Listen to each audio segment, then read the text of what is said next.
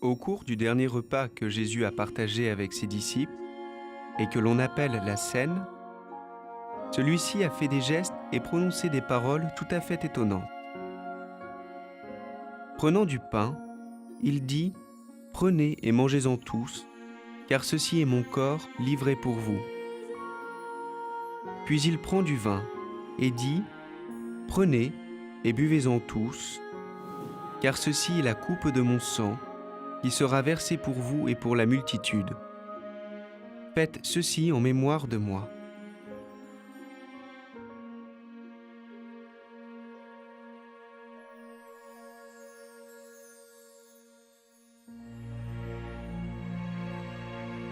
Très tôt, les premiers chrétiens se sont rassemblés pour commémorer ce moment-là.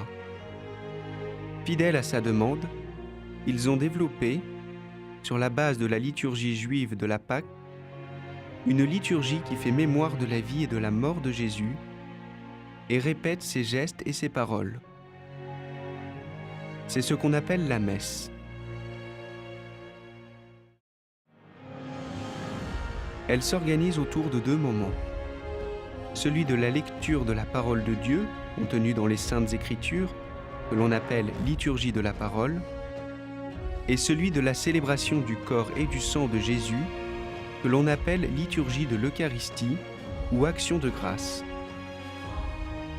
Chaque dimanche, lorsque des chrétiens se réunissent en son nom, Jésus vient au milieu d'eux. Ensemble, tous célèbrent dans la joie sa résurrection.